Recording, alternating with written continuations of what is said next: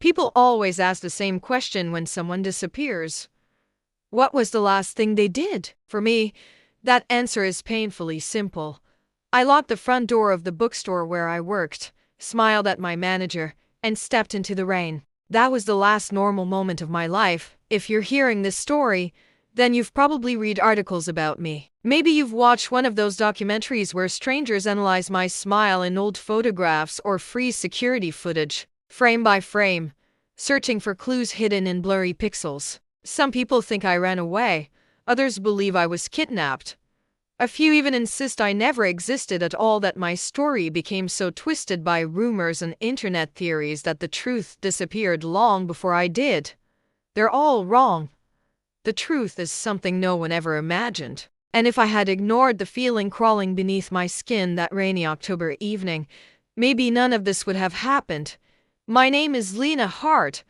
I was 24 years old when the world decided I had vanished, but I remember every second. Even now, especially now, rain has a strange way of making a city quieter. Not silent, just softer. The traffic became a distant hiss against wet pavement. Neon signs reflected across puddles like broken pieces of another world. Umbrellas drifted through the sidewalks like dark flowers blooming in the storm. I pulled my hood tighter around my head and looked at the time. 9:43 p.m. Late. Too late. My sister Emily would already be texting me. As if on cue.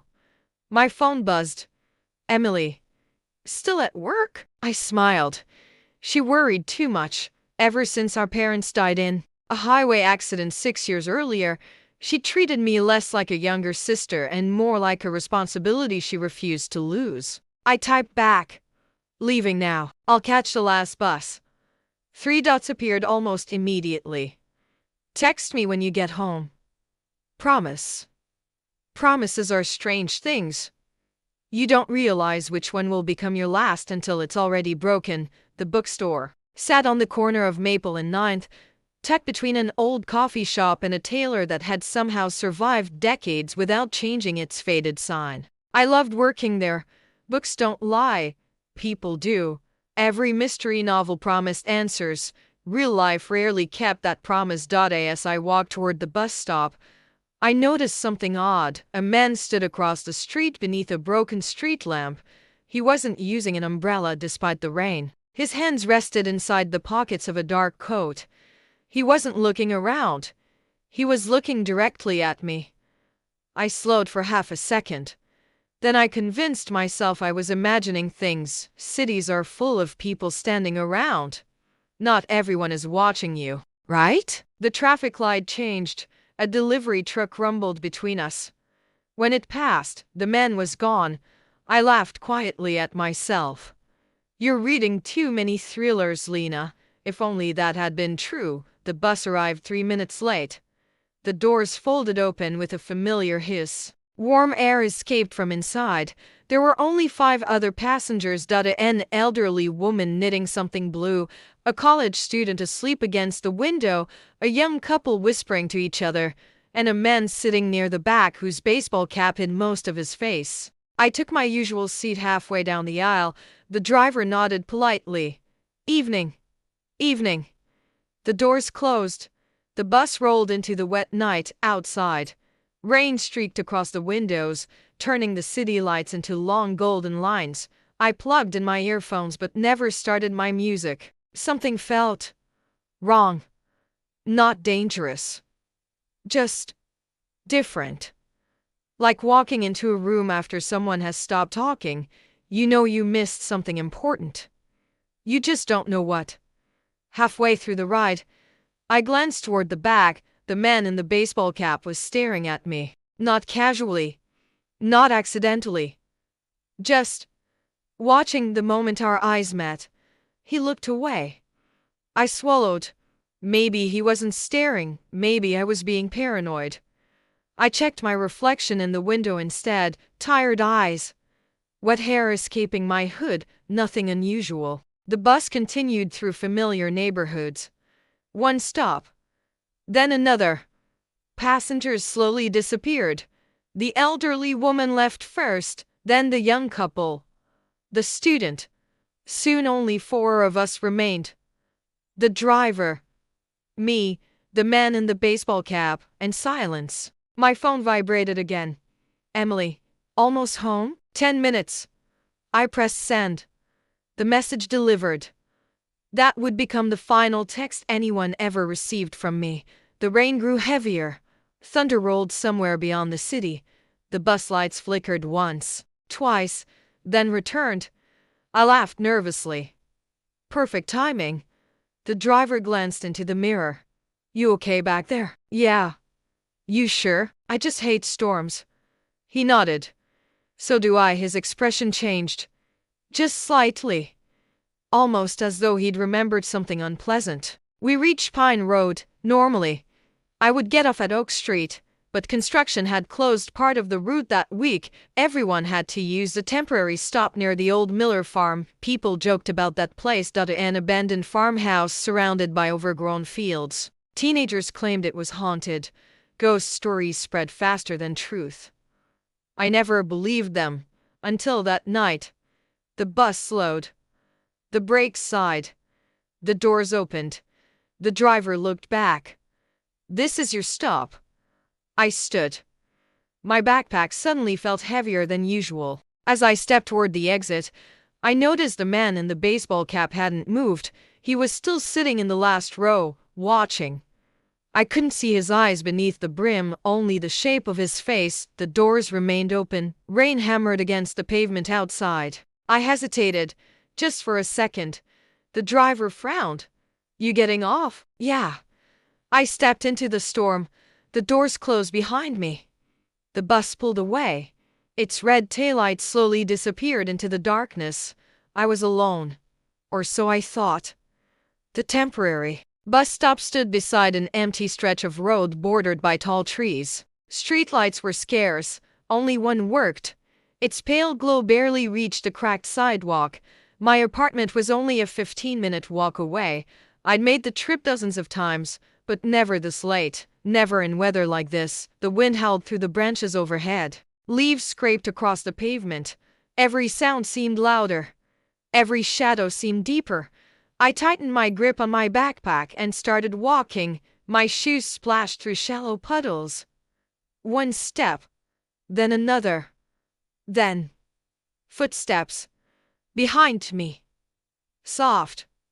Slow. Matching my pace. I stopped. Silence. I turned around. Nothing. Just rain. Trees. Darkness.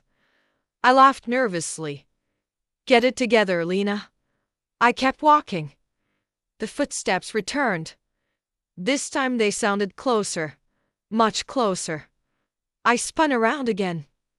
Still nothing. No cars, no people, no movement. Only the wind. My heartbeat quickened. I reached into my pocket for my phone. Maybe I'd call Emily. Just to hear another human voice. The screen lit up. 1% battery. Of course. I opened my contacts anyway.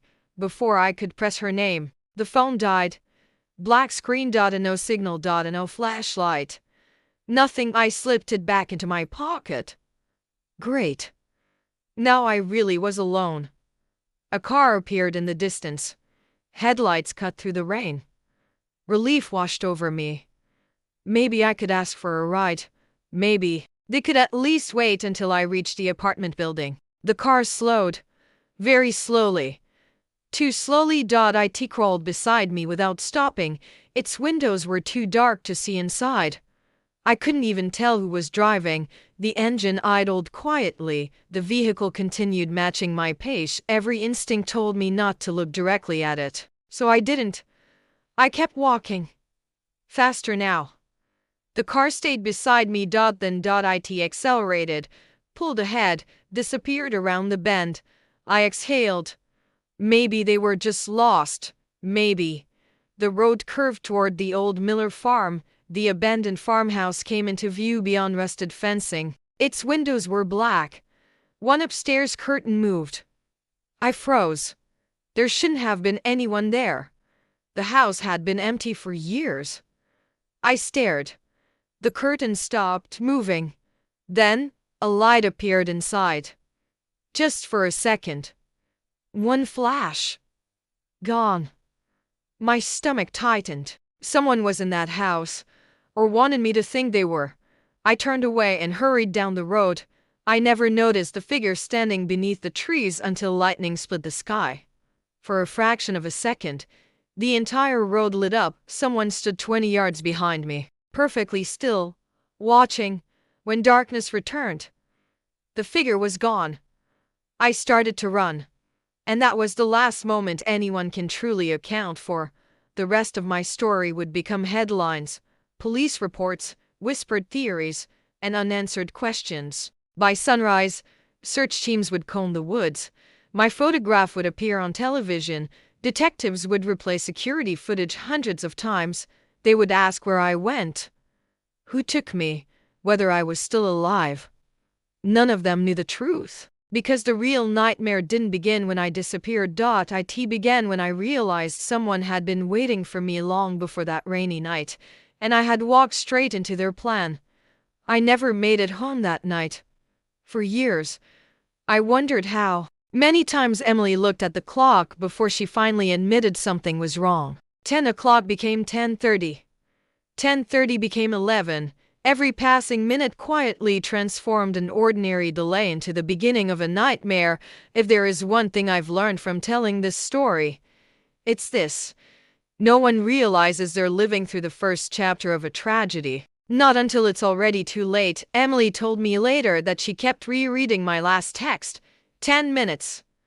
Those 2 words haunted her more than anything else. She called me at 10:08 and no answer. Again at 10:15. Straight to voicemail. She tried to convince herself my phone had died. It wasn't unusual. I always forgot to charge it, but something in her heart refused to believe that was the whole story. By 10:45, she had put on her coat. I'll go check, she told herself. She drove the route I normally walked from the temporary bus stop to our apartment. The rain had become even heavier. Her windshield wiper struggled to keep up. She slowed near the old Miller farm. Nothing. No sign of me. No umbrella. No backpack. No movement. Just darkness. She even parked beside the abandoned farmhouse for a few minutes. The building stood silent. Its broken windows stared back like empty eyes. She almost got out of the car. Almost. Instead, fear whispered something every human understands. Go home. She listened. It was the decision she would regret for the rest of her life. At 12:17 a.m., Emily called the police. The dispatcher asked questions people never expect to answer. What is your sister wearing? When was she last seen? Does she have any medical conditions? Has she ever disappeared before? No. Could she have left voluntarily? No. How can you be sure? Emily's voice cracked. Because she promised she'd be home. Promises don't mean much in a police report. Facts do. And the only fact they had was this. A 24-year-old woman had failed to come home after work. By sunrise, the rain had stopped. The city looked washed clean. As if the storm had erased everything. Detective Nathan Brooks arrived just after 7 in the morning. He had investigated murders, arsons, kidnappings, missing children. Experience had taught him one painful truth. The first 48 hours decide almost everything. He met Emily outside the apartment building. She hadn't slept. Her eyes were red from crying. She clutched my photograph so tightly that the edges had begun to bend. This is Lena, she said quietly. Nathan studied the picture. Brown hair, hazel eyes, a warm smile, someone who looked ordinary. Most missing people do. And no one looks like a mystery until they become one. When did you last speak with her? He asked. Last night. What did she say? Emily unlocked her phone and showed him our conversation. Leaving now. I'll catch the last bus. 10 minutes. Nathan read each message twice. Then he looked up. Has she ever mentioned anyone bothering her? Emily hesitated. Not exactly. What does that mean? She once said she thought someone was watching her after work. Nathan's expression changed. When? A few weeks ago. Did she report it? No, why not? Emily looked away. She thought she'd sound ridiculous. That wasn't entirely true. I hadn't been imagining it. For nearly a month before I disappeared, I had noticed little things, the same silver sedan parked across the street several evenings, someone hanging up the phone whenever I answered, footsteps behind me that always stopped when I turned around. Each incident seemed too small to matter individually. They meant nothing. Together, they painted a picture I failed to see. Nathan requested security footage from nearby businesses. The bookstore camera showed me locking the door at 9:41 p.m.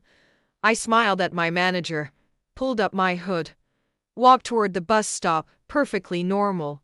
Another camera across the street captured something else, a man, standing beneath the broken streetlight, hands inside his pockets, watching me. The image wasn't clear enough to identify his face, but it was clear enough to know one thing. He wasn't waiting for the bus, he was waiting for me. The bus company provided footage from inside the vehicle. Nathan watched every second. There I was, taking my usual seat, looking out the window, checking my phone. Then, around 20 minutes into the ride, I looked toward the back. My expression changed. Nathan paused the video. He rewound it, played it again. I was staring at someone. The camera shifted slightly as the bus turned. In the last row sat a man wearing a dark baseball cap. His face remained hidden. He never moved, never spoke, never looked away from me. Nathan zoomed in. The footage became grainy, useless. Still, something about the man's posture bothered him. He looked patient, like someone who already knew how the night would end. The driver was interviewed that afternoon. He remembered me immediately. She rode that route all the time. Did anything seem unusual? He frowned. She looked nervous. Nervous how? She kept looking behind her. What about the man in the baseball cap? The driver nodded slowly. I remember him. Did he get off? He stopped speaking. Nathan waited. I honestly can't remember. You don't remember? I remember the girl getting off at Miller Farm. Then what? I drove away. And the man? The driver rubbed his forehead. I wish I could tell you. Nathan didn't like that answer. People often remember the details they believe are important. Unfortunately, they rarely know which details matter until later. Search teams gathered that afternoon. Volunteers, police officers, rescue dogs. Drones buzzed overhead. The woods surrounding Miller Farm stretched for miles. Every inch had to be searched. Emily insisted on helping. She called my name until her voice became hoarse. Lena. Silence. Again. Lena. Nothing answered except birds taking flight. One volunteer found my scarf caught on a thorn bush nearly half a mile from the bus stop. Emily recognized it instantly. I bought that for her birthday. Nathan examined it carefully. No blood, no tears, just rainwater and mud. It was the first physical clue, but it raised more questions than answers. Had I dropped it while running? Had someone placed it there? Or was it meant to be found? As the sun dipped below the trees, one of the search dogs suddenly stopped. Its ears stood upright. It began barking toward the abandoned Miller farmhouse. Nathan looked up at the weathered building.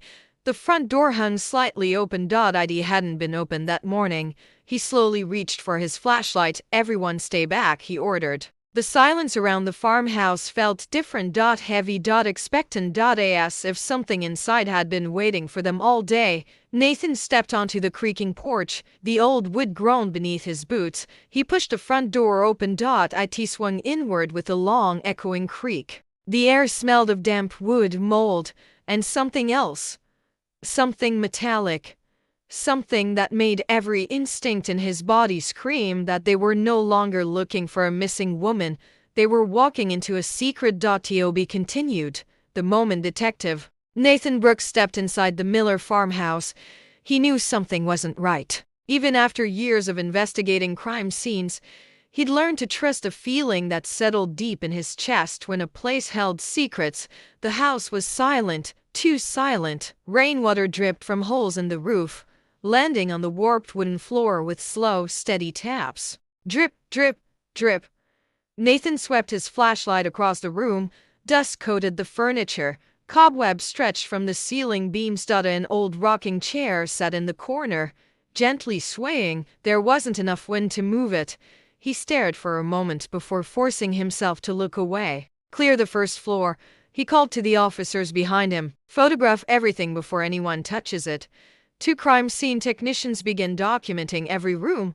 The kitchen looked untouched for years. Broken dishes covered the floor. A rusted kettle rested on the stove. The dining room contained nothing but a cracked wooden table and 3 overturned chairs. Everything suggested the house had been abandoned, until Nathan noticed the footprints. Fresh footprints. Mud had been tracked across the dusty floor. One set appeared smaller, as if made by a woman wearing sneakers. The other was larger, heavy boots. Nathan crouched beside them.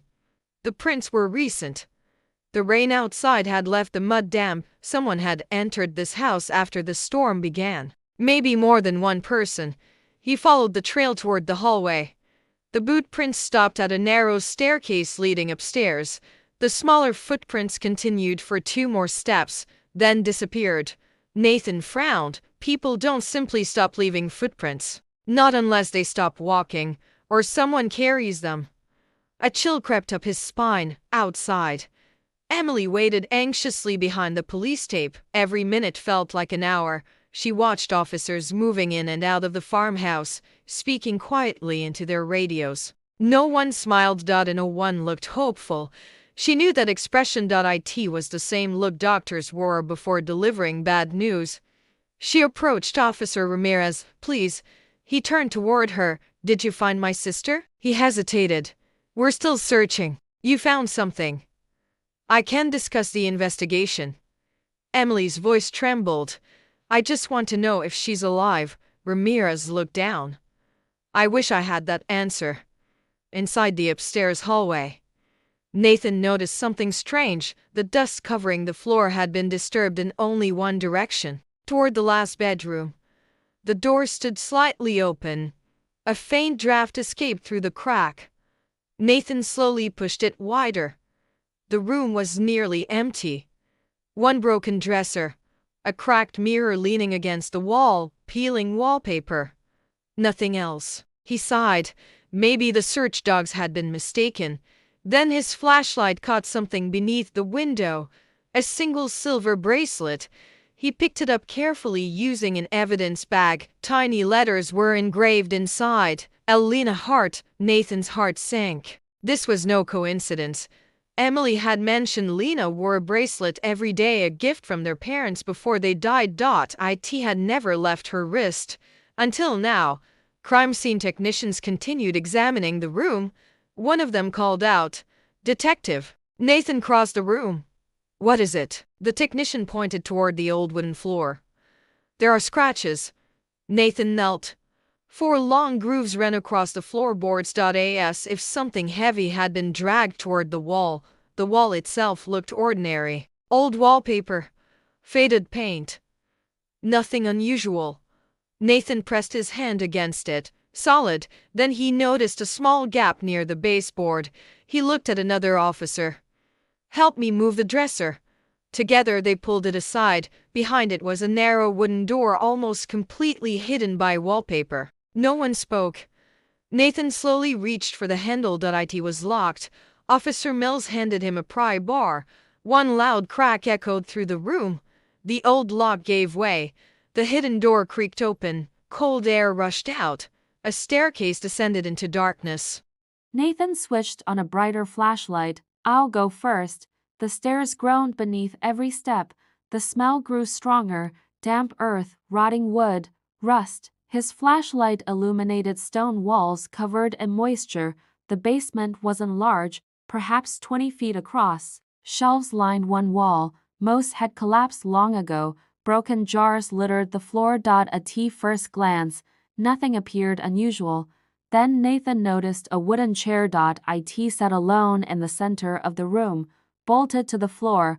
Leather straps hung from its arms. Old, cracked, but unmistakably real. The room fell silent. Officer Mills whispered, "What is this place?" Nathan didn't answer, because he didn't know. The crime scene photographer took dozens of pictures. Every inch of the basement was documented. Then another officer called out, "Detective, over here." Near the back wall lay a backpack, dark blue, covered in dust. Nathan recognized it immediately from the security footage. It was mine. He carefully opened it. Inside were my wallet, my employee ID, a paperback mystery novel, my water bottle. Everything was there, everything, except my phone. And me. Emily had been right. I hadn't run away. No one leaves behind their wallet, identification, and every personal belonging if they're planning to disappear. Someone wanted investigators to know I had been here, or wanted them to believe I had. Nathan's mind raced. If the backpack had been left intentionally, then whoever took me had stayed long enough to hide it, which meant they knew this farmhouse well. Just as officers prepared to leave the basement, the search dog began barking again, this time at the far corner. The dog scratched frantically at the dirt floor. Nathan frowned. "Bring me a shovel." Within minutes, officers carefully began digging. The soil was soft, recently disturbed. Emily watched from outside as more police vehicles arrived. The sight made her knees weak. She knew enough about investigations to understand what fresh soil usually meant. She covered her mouth and whispered, "Please, don't let her be there." Down below, every shovel of dirt increased the tension. 1 foot, 2 feet. Then clink. Metal. An officer stopped digging. Nathan knelt beside the hole. He brushed away the remaining dirt with his gloved hands. It wasn't a body. It was a small metal box. Old. Rusted. Locked. No markings. No label. Nothing to identify who had buried it. Nathan lifted it carefully. It was surprisingly heavy. Officer Mills looked at him. "You think it's connected?" Nathan stared at the box. "I think someone wanted it to stay hidden." He carried it upstairs. Outside, dozens of reporters had already gathered behind the police barricades. Camera flashes lit up the fading evening. Microphones were shoved toward him. "Detective Brooks, did you find the missing woman? Is she alive? Have you identified a suspect?" Nathan ignored every question. His attention remained fixed on the rusted box in his hands. Whatever was inside had survived years beneath the farmhouse, and somehow, he had a feeling it wasn't buried to protect the truth. It was buried to protect the person responsible. As the sun disappeared below the horizon, Nathan placed the locked box into an evidence bag. Tomorrow, forensic technicians would force it open. No one standing there could have imagined what they were about to uncover, because inside that forgotten box wasn't just a clue to my disappearance. It was the beginning of a mystery that stretched back more than 20 years. And my name was only the latest one on the list. When people hear about a missing person, they usually imagine the mystery begins the moment someone disappears. They're wrong. The mystery always starts long before that. It begins with the little things. The stranger who smiles a second too long, the phone call with no one on the other end, the feeling that you're being watched when no one seems to be there. Those moments seem meaningless until they're not. By the time people realize they were clues, the story has already been written. I just didn't know I was living inside mine. The rusted metal box set on a stainless steel table inside the police evidence lab. Detective Nathan Brooks hadn't gone home, neither had the forensic team. Everyone wanted answers. The lock was badly corroded, but after several careful attempts, a technician finally managed to pry it open. The room fell silent. Inside were 3 items. An old leather-bound notebook, a tarnished silver key with the number 17 engraved on it, and a stack of yellowed newspaper clippings, tied together with faded red string. Nathan slipped on a fresh pair of gloves and picked up the newspaper bundle first. The top headline read, "Local teen disappears after leaving school." The article was dated 23 years earlier. The missing girl's name was Rachel Monroe, age 17, last seen walking home after basketball practice, never found. Nathan frowned. He turned to the next clipping, another missing person, a college student, 6 years after Rachel. then another, and another. Each article described someone who had vanished without explanation, different ages, different neighborhoods, different years, but one detail was always the same. They had all disappeared within 10 miles of the old Miller farm. Nathan looked at the dates again. There were 9 articles in total, 9 missing people, 9 unsolved cases, and now, mine made 10. Detective, Nathan looked up. Forensic analyst Claire Donovan stood beside him. What do you think? He stared at the newspaper clippings. I think whoever buried this box wanted someone to find it. Claire raised an eyebrow. You think this is a message? Nathan nodded slowly. If someone wanted these articles hidden forever, they would have burned them. He tapped the notebook, but they didn't. Claire carefully opened the leather journal. The first several pages were blank. Then, halfway through, writing appeared, neat, careful, almost elegant. The first line sent a chill through the room. They always search the woods first. No name, no date. Just one sentence. Nathan turned the page. They never search where people willingly walk. Another page. People trust familiar roads, familiar places, familiar faces. Claire swallowed. This doesn't sound like someone's diary. Nathan agreed. It sounds like instructions. Meanwhile, Emily couldn't sit still. She hadn't left the police station since dawn. Coffee sat untouched beside her. Every time the hallway door opened, she looked up, hoping someone would finally tell her they had found me alive. Instead, Nathan walked toward her carrying a folder. His expression gave away nothing. Emily stood immediately. Did you find her? Nathan hesitated. We found evidence. Is she alive? I don't know. The answer stole what little strength she had left. She lowered herself back into the chair. I should have picked her up. Nathan didn't respond. I knew she hated walking past that farmhouse. You didn't tell us that. Emily stared at the floor. She never admitted she was afraid. Nathan pulled out a notebook. Tell me everything. Emily took a deep breath. It started about a month ago. I never wanted Emily to worry. That's why I kept most of it to myself. The first strange thing happened after work. I noticed a silver sedan parked across the street. The driver never got out. Every evening around closing time, it was there. Sometimes it left before I walked outside. Sometimes it stayed until I boarded the bus. At first, I assumed it belonged to someone nearby. Then I realized something. The license plate was always covered in mud. Too much mud, almost as if someone didn't want it to be read. I mentioned it once to Emily. She laughed. You've been reading too many mystery novels. I laughed too. I wish I hadn't. Emily continued speaking. Then she started mentioning phone calls. Nathan looked up. What kind of phone calls? No one spoke. Every night? Almost. What time? Usually between 9 and 10. Nathan scribbled notes. Did she recognize the number? Emily shook her head. It was always blocked. Nathan's mind raced.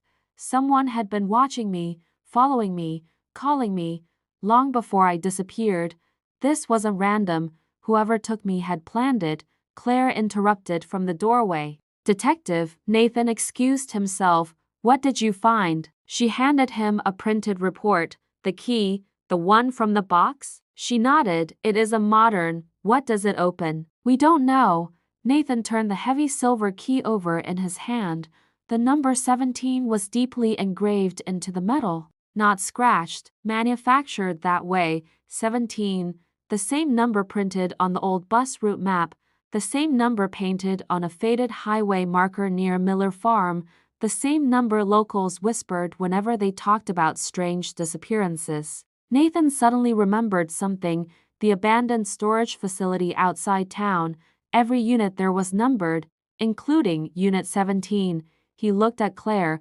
Call for a search warrant. At the same time, another officer entered carrying a sealed evidence bag. We finished processing Lena's backpack. Nathan looked inside. Most of the items were exactly where they'd been found. Then something caught his eye. A folded piece of paper tucked inside the back pocket. No one had noticed it before. He unfolded it carefully. There were only 5 handwritten words. You should have kept walking. Nathan stared at the note.no fingerprints.no signature. Just a sentence. It wasn't a threat. It was a message. Someone wanted the police to know they were watching the investigation. Someone close enough to slip the note into my backpack, or someone who had packed the bag after I disappeared. Nathan folded the paper back into the evidence sleeve. He felt that familiar tightening in his chest again. The investigation had changed. This was no longer just a missing person case. Someone was playing a game, and they wanted Detective Brooks to play by their rules. As he slipped the mysterious key into his coat pocket, his phone rang. It was Officer Mills. His voice was tense. "Detective, we've got a problem." Nathan stopped walking. "What happened?" "We checked the security cameras outside the evidence room, and there was someone inside after midnight." Nathan's blood ran cold. "Who?" "We don't know." The camera cut out for exactly 4 minutes, a pause, and when it came back, Nathan gripped the phone tighter. The notebook from the metal box had been moved, not stolen, not damaged, just moved. Someone had entered the police station without leaving a trace. Someone who knew exactly where the evidence was kept. Someone who wasn't afraid of the police. And if they could walk into the station unnoticed, how much closer were they than anyone had imagined? There is a moment in every investigation when the questions stop getting smaller, they start getting bigger. At first, everyone wanted to know where I had gone. Now Detective Nathan Brooks was asking something far more terrifying. Who was always one step ahead? Because someone had walked into a secure police station, entered the evidence room, touched the notebook hidden inside the rusted metal box, and disappeared without leaving a fingerprint, a footprint, or even a face on camera. That wasn't luck, that was confidence, the kind of confidence that only came from someone who knew exactly what they were doing, or someone who knew the building better than they should. Nathan replayed the surveillance footage for the 5th time. 11:56 p.m. The hallway outside the evidence room was empty. 11:57. Nothing. 11:58. The screen flickered. Static filled the monitor for exactly 4 minutes. Then the picture returned. Everything looked normal to normal. The evidence room door was closed. The lights were still on. No alarms had been triggered. No locks had been forced. Officer Mills leaned against the wall. "I've never seen anything like this." Nathan didn't answer. He wasn't watching the hallway anymore. He was watching the digital timestamp. It skipped, not by much, just 2 seconds, enough for most people to ignore, but not enough to escape his attention. Someone had edited the recording. Professional work, clean, deliberate. Whoever had done it knew surveillance systems. Nathan slowly exhaled. "This wasn't someone breaking in." Officer Mills frowned. "What do you mean?" Nathan looked at him. "It looks more like someone making sure we never see them leave." By sunrise, a search warrant had been approved for Storage Unit 17. The facility sat on the edge of town, hidden behind rows of abandoned warehouses and rusting chain link fences. Most of the units hadn't been rented in years. The caretaker, an elderly man named Frank Holloway, unlocked the front gate. "I haven't opened number 17 in." He scratched his chin. "Maybe 20 years. Nathan glanced toward the row of weathered storage doors. "Who rented it?" Frank shrugged. "Cash payment, no name?" "Back then, people didn't always leave one." Nathan exchanged a look with Officer Mills. That answer didn't surprise him. 20 years ago, security records weren't nearly as strict. Still, someone had kept paying the rental fees every single year, always in cash, always anonymously. Someone wanted that unit to remain untouched. The metal door groaned as Frank rolled it upward. Dust drifted through the morning light. The room appeared empty. Just a few broken shelves, old boxes, a bicycle missing both wheels. Officer Mills sighed. "Looks like another dead end." Nathan wasn't convinced. He stepped inside. Something felt wrong. He had learned long ago that empty rooms often hid the biggest secrets. He tapped the concrete floor with the heel of his boot. Solid, solid, solid, then hollow. He stopped, soil underneath. he whispered. Officer Mills looked confused. What? Nathan knelt near the back wall. The concrete was newer here, a square patch about 4 feet wide. The edges were cleaner than the rest of the floor. Someone had repaired it recently. He stood. Get the forensic team. 3 hours later, workers carefully broke through the concrete. Emily arrived just as the first slab was lifted. She watched from behind the yellow tape.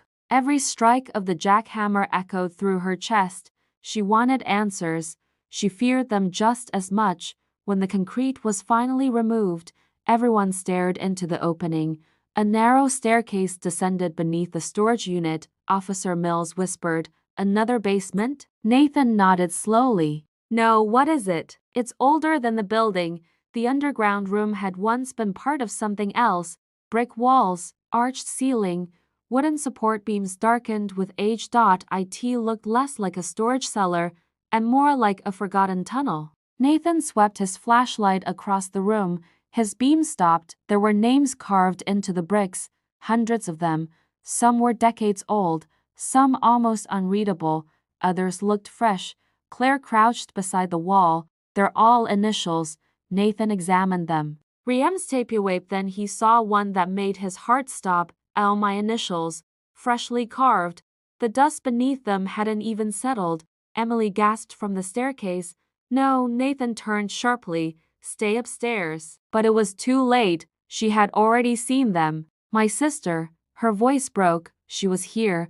Nathan wished he could tell her otherwise. Instead, he quietly photographed every marking, one by one. There were 10 recent sets of initials, exactly the same number as the missing person cases connected to Miller Farm. Someone had been here after every disappearance, leaving behind only initials, like trophies. At the far end of the chamber stood an old wooden desk. Unlike everything else, it was spotless. No dust. No cobwebs. Someone had cleaned it recently. Nathan carefully opened the top drawer. Inside lay a cassette tape, a small portable recorder, and a folded note. The handwriting matched the notebook. It read, "Press play." Officer Mills looked uneasy. "You think we should?" Nathan stared at the recorder. Only one way to find out. He inserted the cassette. Press the play button. Static crackled through the speaker. Then, a woman's voice, soft, shaking. "I don't know if anyone will ever hear this." Nathan froze. Emily covered her mouth. The voice sounded painfully familiar. It sounded like mine. "I've been counting the days, but I don't know how long I've been here anymore." A long silence. "If you're listening." My breathing trembled through the recording. "Don't trust the house." Static interrupted. Then my voice returned. "He isn't always alone." Emily began crying. Nathan kept listening. "If I don't make it." Another burst of static. "Tell Emily." The tape suddenly screeched, then stopped. Officer Mills pressed the button again. Nothing. The cassette had snapped. The remaining recording was gone. Emily collapsed onto a nearby chair, sobbing. Nathan removed the damaged tape with trembling hands. For the first time since the investigation began, he had proof.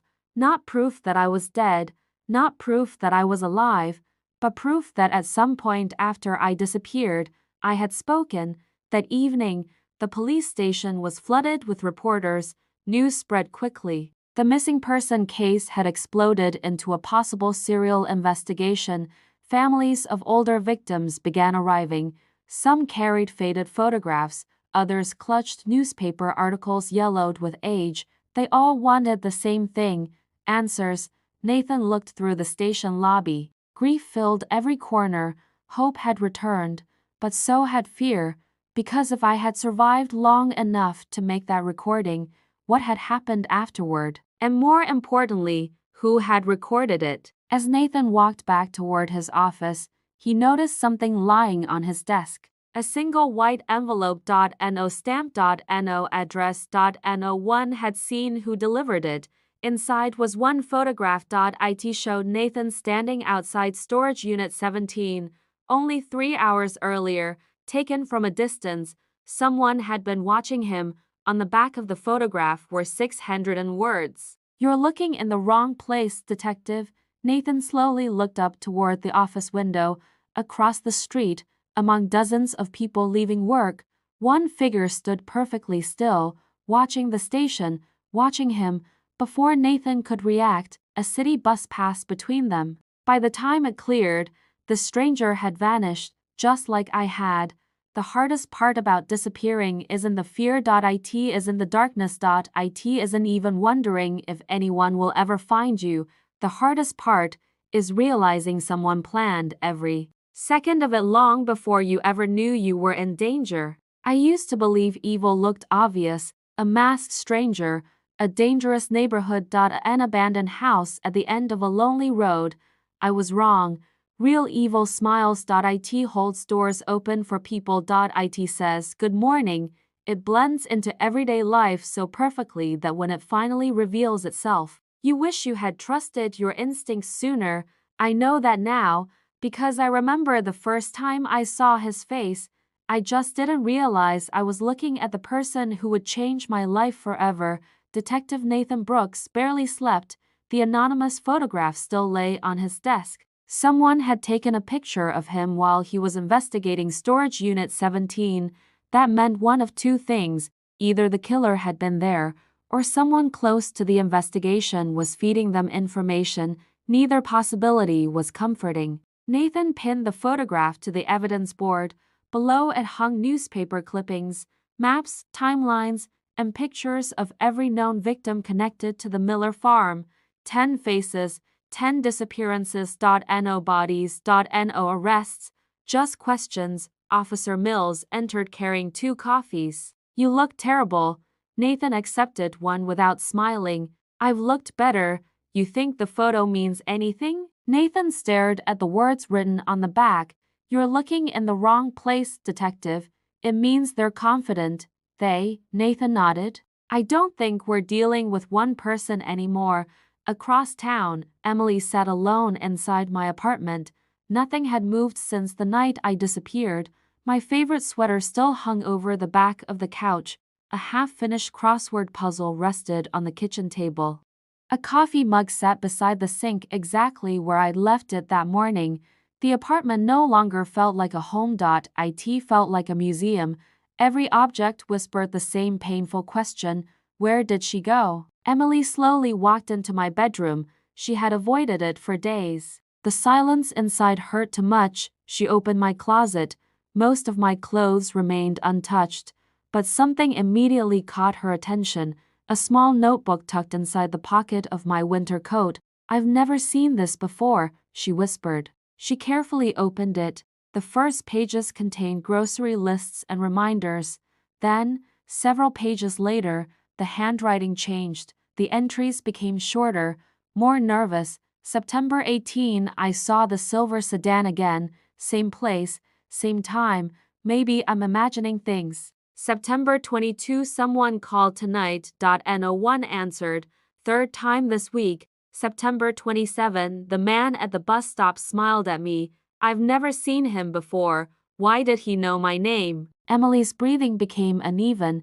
She turned another page. October 2, I think someone followed me home. I didn't tell Emily. She already worries too much. Another page.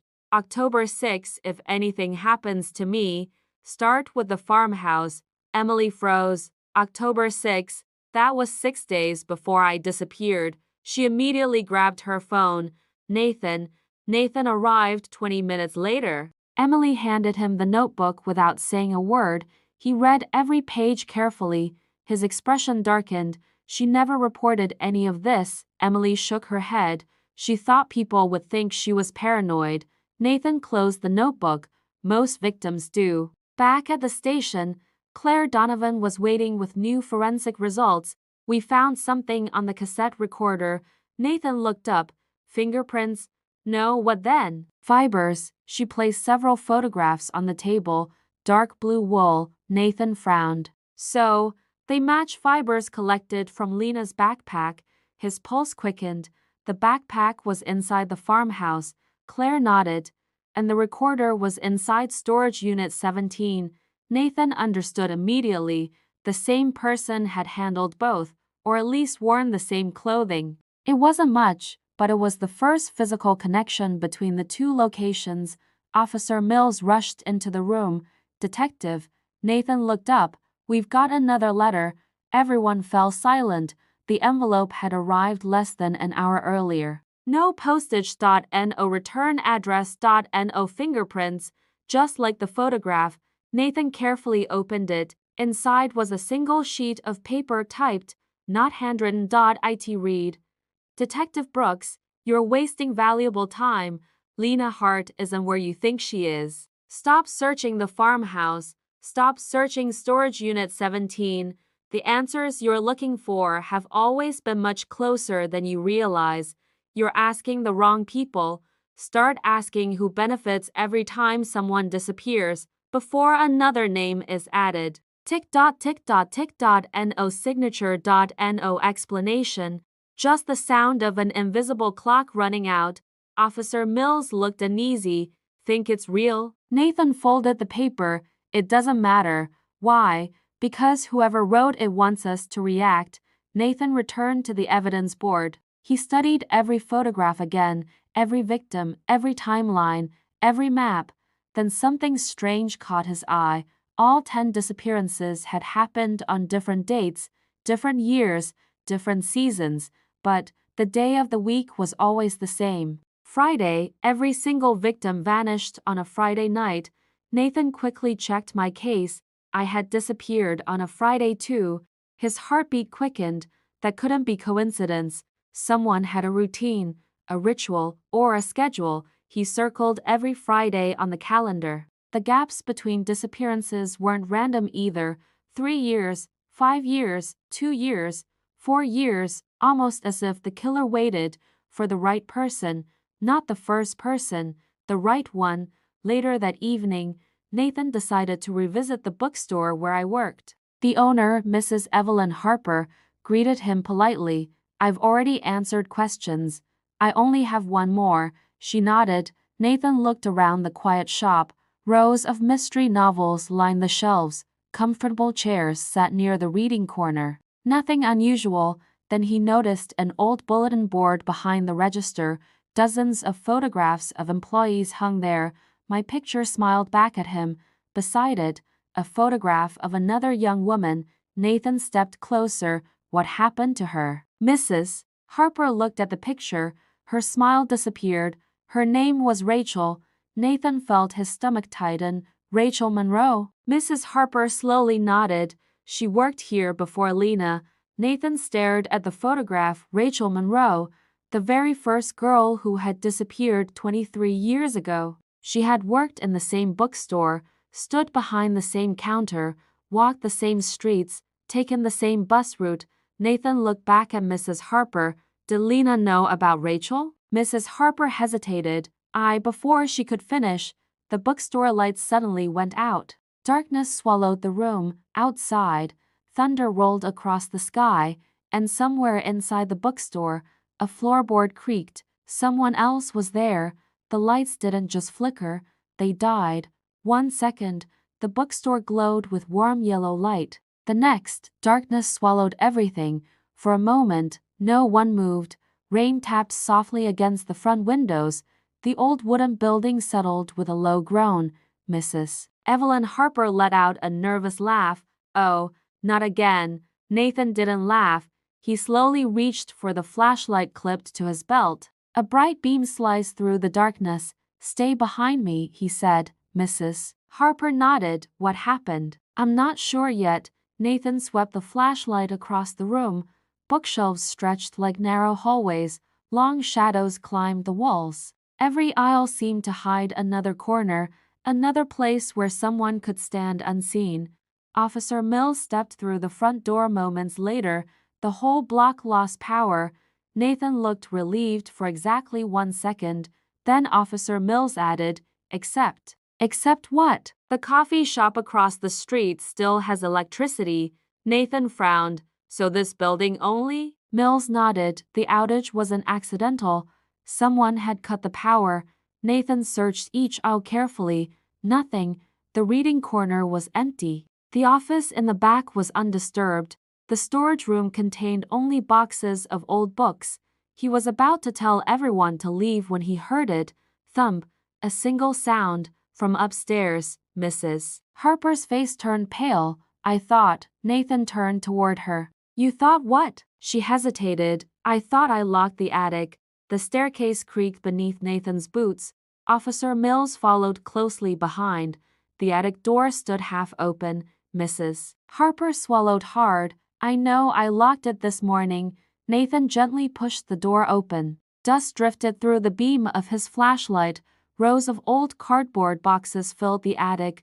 Most were labeled with years, old business records, nothing unusual, until Nathan noticed one box sitting alone. It had no label, only a strip of masking tape across the top. Someone had opened it recently. There was almost no dust on the lid. Nathan pulled on fresh gloves and carefully lifted it. Inside were dozens of employee files. Some belonged to people who still worked there, others belonged to former employees. Rachel Monroe, Lena Hart.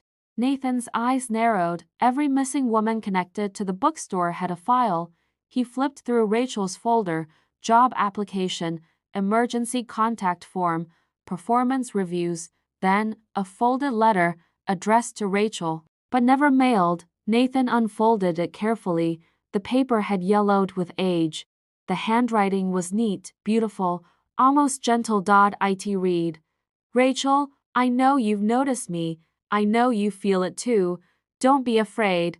Some people are chosen for greater things. Soon you'll understand. Trust me. I'll be waiting where the road ends. No signature. No return address. Only one small drawing at the bottom, a tiny black crow. Nathan felt a chill. He had seen that symbol before. Not in Rachel's file. Not in the notebook. Somewhere else. He closed his eyes, searching his memory. Then he remembered the anonymous photograph left on his desk. The crow had been drawn faintly in one corner, almost invisible. The same person had sent both messages, 23 years apart. Detective, Officer Mills called quietly. You need to see this. Nathan crossed the attic. Behind a stack of old boxes, someone had scratched words into the wooden wall. Not carved. Scratched. As though with desperate fingernails. The message was short. Don't follow the crows. Nathan stared at it. The scratches were deep. Some were stained dark, as if whoever wrote them had injured their hand. Mrs. Harper covered her mouth. I've never seen that before. Nathan wasn't sure he believed her. Back at the station, Claire examined the letter from Rachel's file. The paper's authentic, she said. The ink matches the period. Nathan leaned against the lab table. So the letter really is over 20 years old. Claire nodded.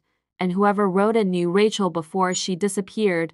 Nathan pointed at the crow drawing. What about this? Claire enlarged the symbol on her computer. It's unusual. Recognize it? No, she paused. But Nathan looked up. I've seen something similar. She opened an old police archive.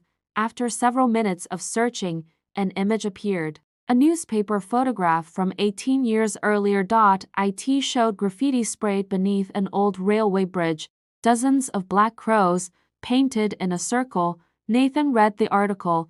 Local teenagers had claimed the bridge was used by a secret group calling themselves the Flock. Police had dismissed it as vandalism. No arrests were ever made. Nathan frowned. A secret group, a symbol, missing people. Coincidence? He no longer believed in coincidences. That evening, Emily returned to the apartment. She couldn't sleep. Every room reminded her of me. She walked into my bedroom again, hoping she'd missed something. Anything. As she straightened my bookshelf, one novel slipped to the floor, its pages open naturally near the middle. Something had been hidden inside. A folded map. Emily spread it across the bed. It was an old map of the county. Several locations had been circled in red. The bookstore, the bus stop, Miller Farm, Storage Unit 17, and one place she had never heard me mention. Black Hollow Church. Beside the circle, I had written only 3 words. He goes here. Emily's heart pounded. I hadn't written they. I had written he. For the first time, she realized something important. I hadn't disappeared without clues. I'd been leaving them behind. Piece by piece. As if I'd known someone would eventually come looking. Her phone rang. It was Nathan. I need you to come to the station. Did you find something? Maybe. What is it? Nathan hesitated. We found another witness. Emily stood frozen. A witness? He says he saw Lena. Her breath caught. When? Nathan's voice grew quiet. The night she disappeared. Where? There was a long silence before he answered. Walking toward Black Hollow Church. Emily looked down at the map still lying open on the bed. The red circle seemed to stare back at her. The same place I had marked before I vanished. The same place the witness had mentioned. If the witness was telling the truth, then I hadn't gone to the farmhouse, not at first. Someone, or something, had led me somewhere else. And for the first time since I disappeared, the investigation had a direction. But neither Emily nor Detective Brooks realized one terrifying fact.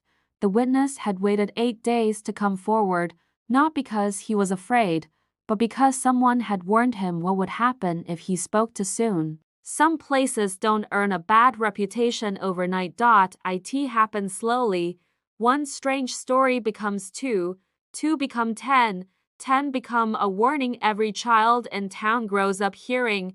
Don't go there after dark. Stay away from the woods. If you hear someone calling your name, don't answer. Most of those stories are nonsense. Fear has a way of growing with every generation, but every now and then, one story begins because something terrible really did happen. Black Hollow Church was one of those places. Long before I disappeared, people whispered about it. No one could ever agree on what was true. Some claimed it had burned down decades ago.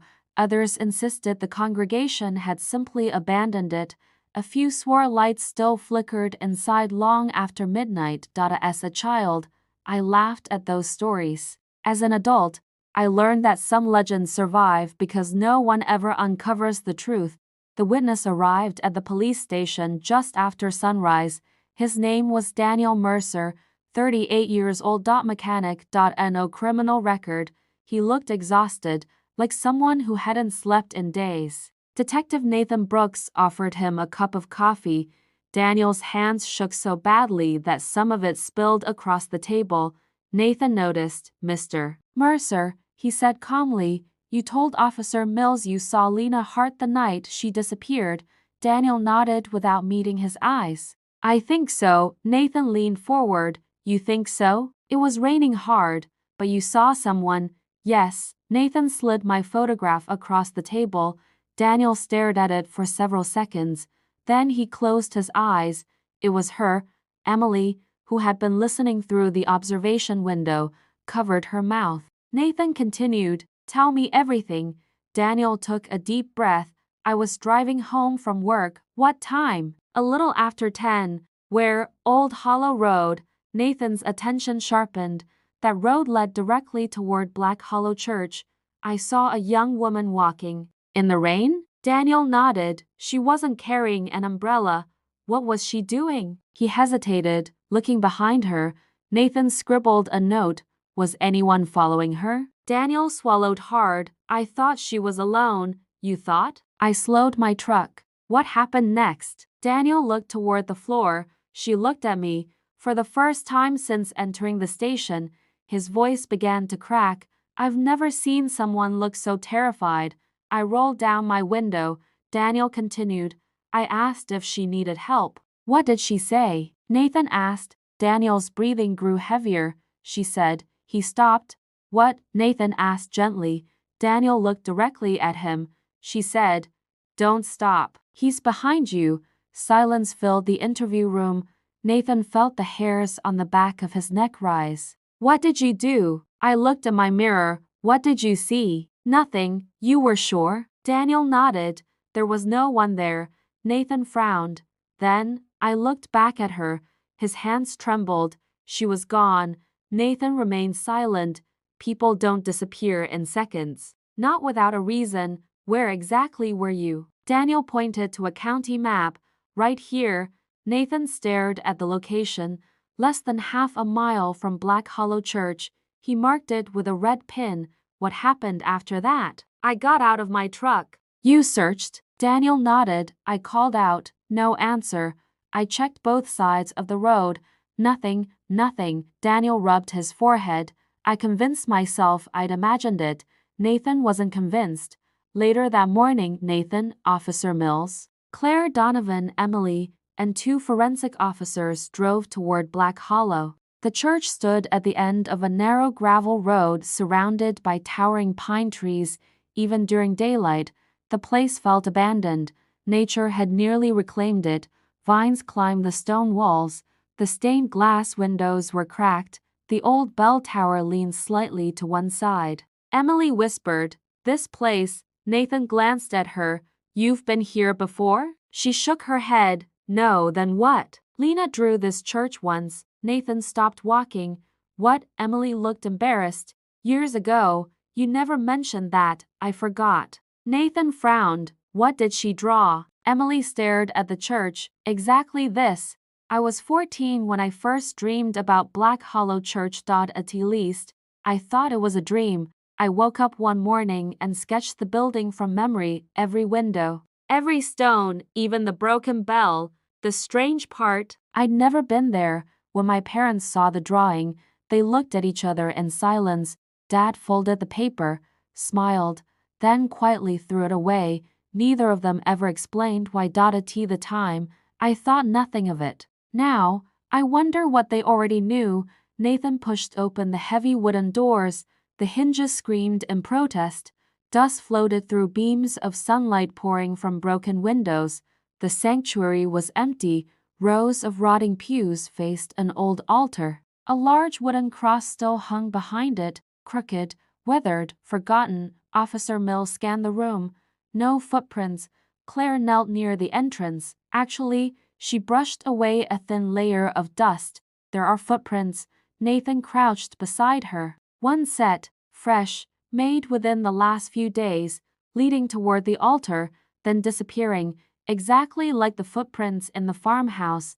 Nathan's pulse quickened. "Photograph everything." Emily wandered slowly through the sanctuary. Her eyes drifted toward the stained glass windows. Most were shattered. Only one remained intact. It depicted a flock of blackbirds circling the moon. Crows, the same symbol from Rachel's letter, the same symbol from the anonymous photograph, the same symbol found beneath the railway bridge. Emily whispered, "The crows." Nathan followed her gaze. His expression hardened. "This isn't random." Claire looked at him. "You think this church is connected?" Nathan answered quietly, "I think we've been asking the wrong question." "What question?" "We've been asking where Lena disappeared." He looked around the silent sanctuary. "When we should have been asking." He paused. "Why every clue keeps bringing us here." Officer Mills suddenly called from behind the altar. "Detective." Nathan hurried over. "What is it?" Mills pointed toward the floor. A section of old wooden boards had shifted. As if someone had recently lifted them. Nathan knelt. He slipped his fingers beneath one loose plank.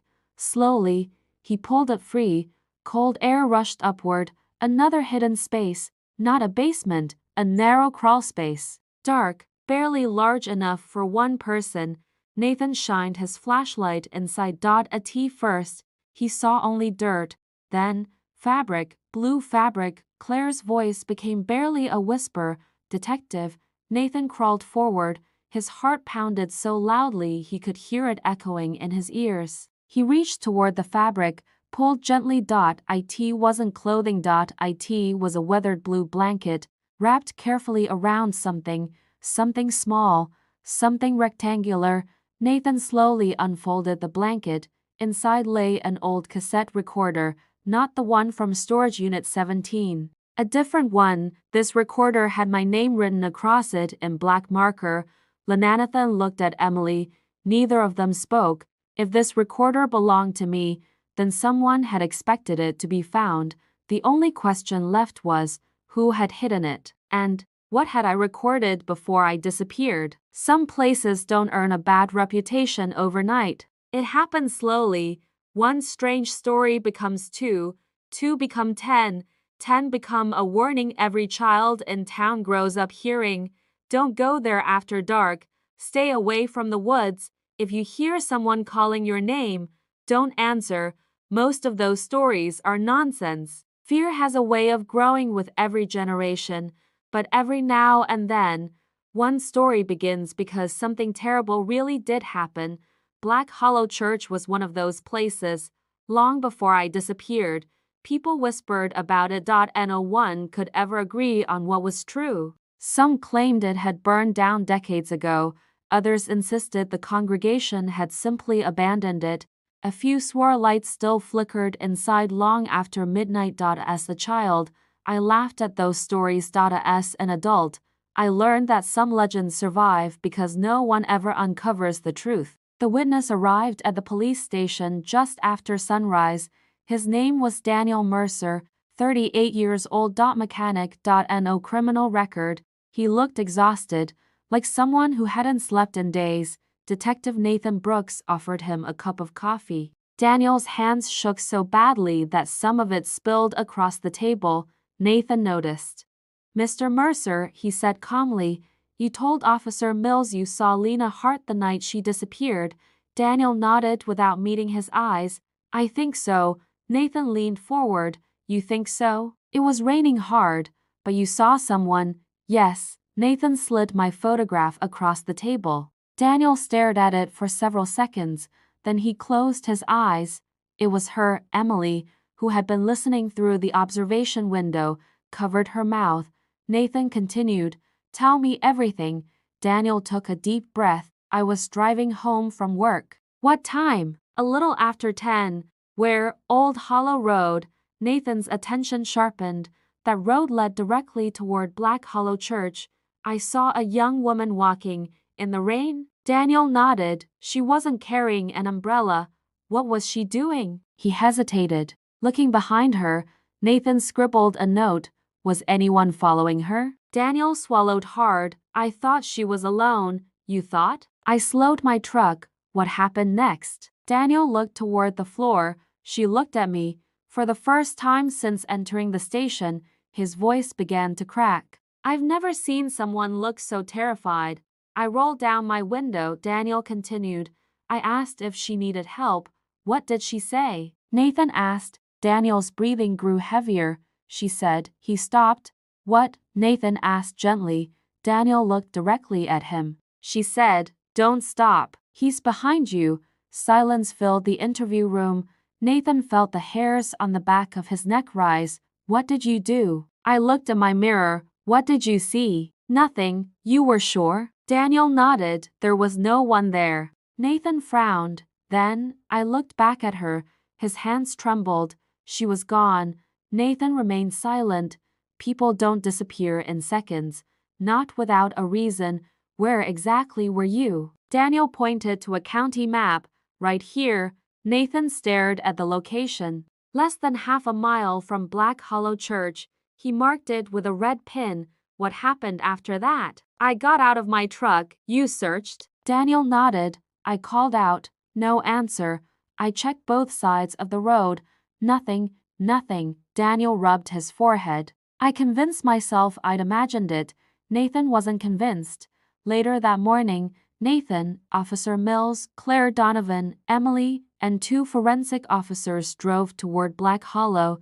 The church stood at the end of a narrow gravel road surrounded by towering pine trees. Even during daylight, the place felt abandoned. Nature had nearly reclaimed it.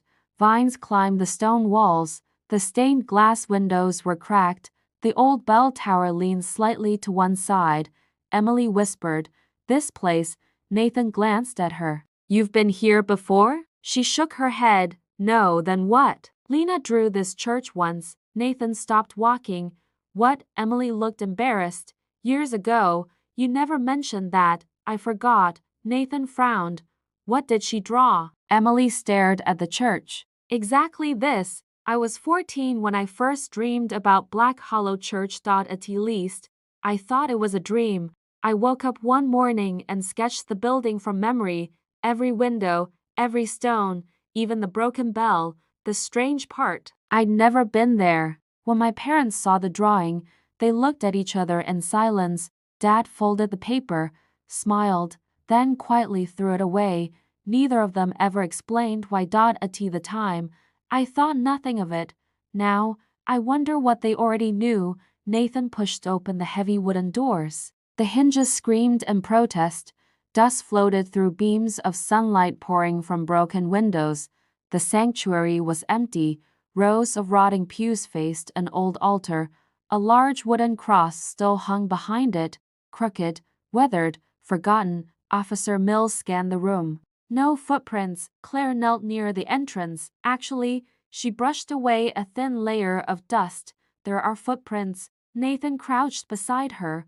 One set, fresh, made within the last few days, leading toward the altar, then disappearing, exactly like the footprints in the farmhouse. Nathan's pulse quickened. Photograph everything. Emily wandered slowly through the sanctuary. Her eyes drifted toward the stained glass windows. Most were shattered. Only one remained intact. It depicted a flock of black birds circling the moon. Crows, the same symbol from Rachel's letter, the same symbol from the anonymous photograph, the same symbol found beneath the railway bridge. Emily whispered, "The crows." Nathan followed her gaze. His expression hardened. "This isn't random." Claire looked at him. "You think this church is connected?" Nathan answered quietly, "I think we've been asking the wrong question." "What question?" "We've been asking where Lena disappeared." He looked around the silent sanctuary. "When we should have been asking," he paused, "why every clue keeps bringing us here." Officer Mills suddenly called from behind the altar. "Detective." Nathan hurried over. "What is it?" Mills pointed toward the floor. A section of old wooden boards had shifted. As if someone had recently lifted them. Nathan knelt. He slipped his fingers beneath one loose plank. Slowly, he pulled it free. Cold air rushed upward. Another hidden space. Not a basement. A narrow crawl space, dark, barely large enough for one person. Nathan shined his flashlight inside. At first, he saw only dirt, then fabric, blue fabric. Claire's voice became barely a whisper. "Detective." Nathan crawled forward. His heart pounded so loudly he could hear it echoing in his ears. He reached toward the fabric, pulled gently. It wasn't clothing. It was a weathered blue blanket, wrapped carefully around something small, something rectangular. Nathan slowly unfolded the blanket. Inside lay an old cassette recorder, not the one from storage unit 17, a different one.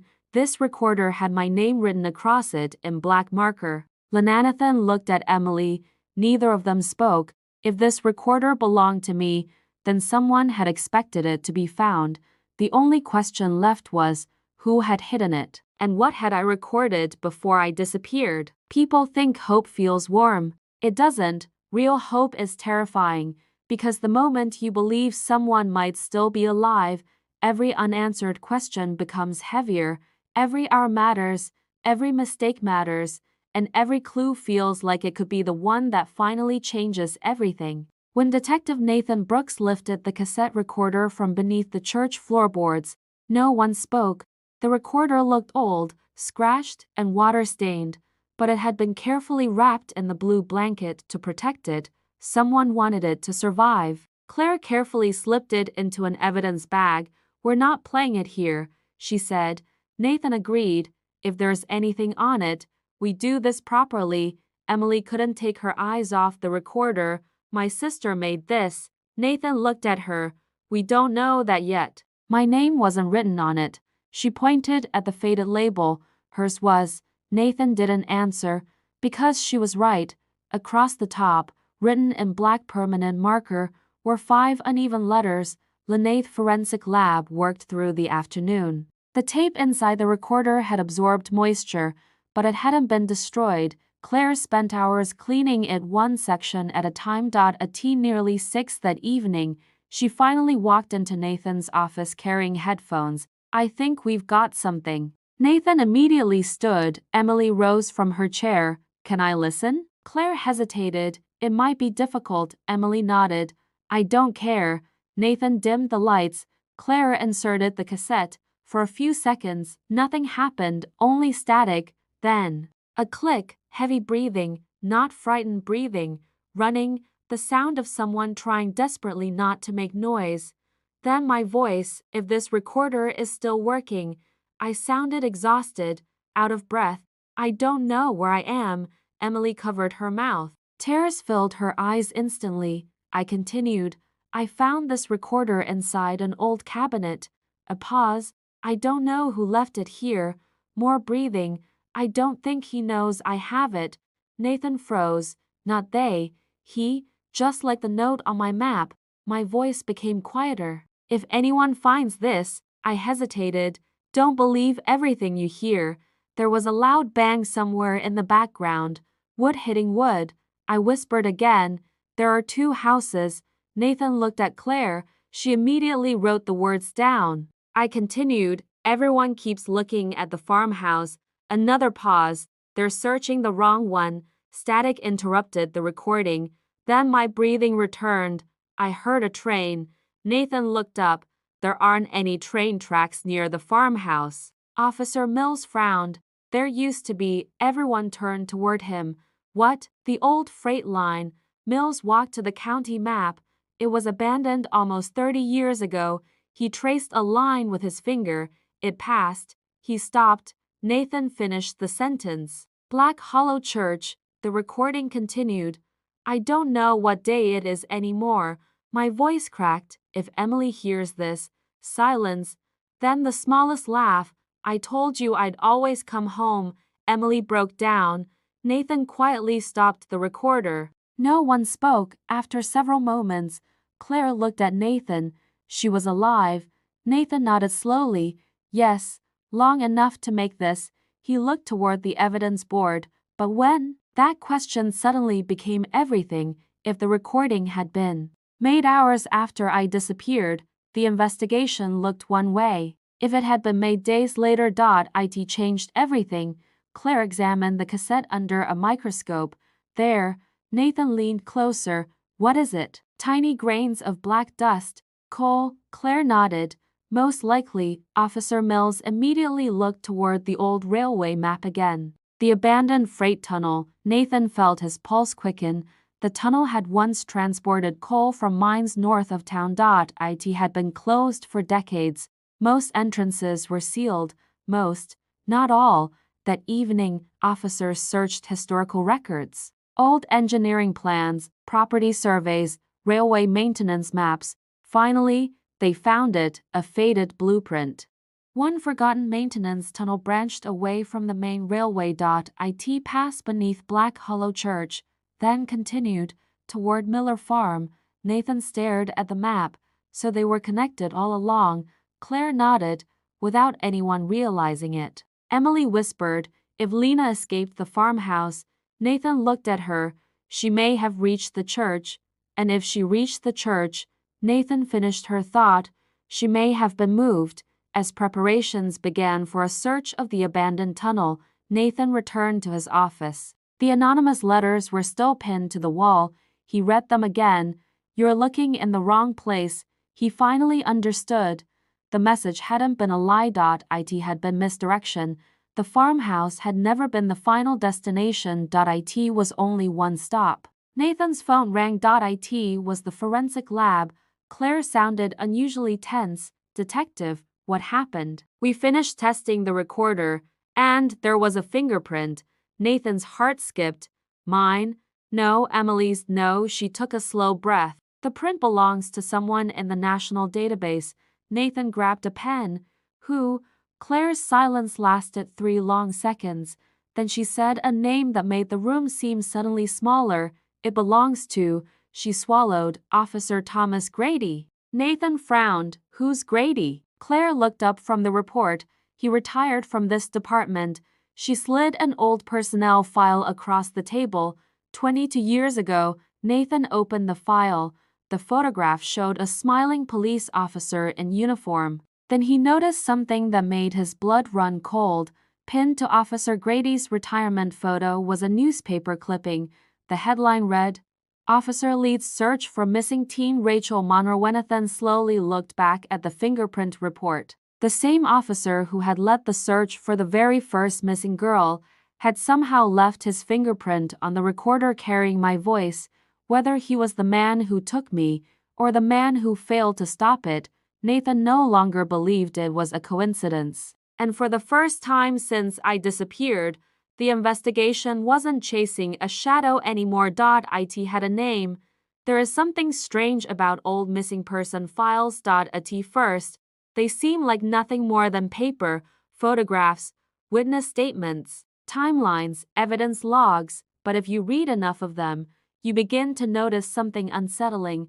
The same words appear again and again. Last seen walking home, no signs of a struggle, phone left behind, investigation suspended pending new evidence. Different names, different years, the same ending, or at least the same ending everyone believed, because sometimes the truth isn't buried beneath the ground, it's buried beneath paperwork, and that's exactly where Detective Nathan Brooks was about to find it. The archives beneath the police station smelled of dust, cardboard, and aging paper. Metal shelves stretched from one end of the room to the other, stacked with thousands of case files. Officer Mills wheeled over a cart loaded with heavy boxes. Everything connected to Rachel Monroe. Nathan looked at the labels. 1983, 23 years before I disappeared. He carefully lifted the first file onto the table. The cover photograph showed Rachel smiling into the camera. She couldn't have been older than 17. Long brown hair, bright eyes, a school basketball jersey. Nathan paused. For a brief moment, the resemblance startled him. Rachel and I looked enough alike that someone who didn't know us might have mistaken us for sisters. Claire noticed the same thing. You see it too? Nathan nodded. It can't be ignored anymore. The original investigation had been thorough. Hundreds of interviews, search dogs, helicopters, roadblocks. Nothing. Rachel had vanished after leaving her part-time job at the bookstore. The same bookstore where I would work more than 2 decades later. Nathan turned another page. A witness statement. Witness Evelyn Harper, the bookstore owner. She had already told detectives Rachel left work alone around 9:30 p.m. Nothing unusual. Nathan frowned. Something bothered him. He opened my file. Same bookstore, same approximate time, same route home. He slowly placed both files side by side.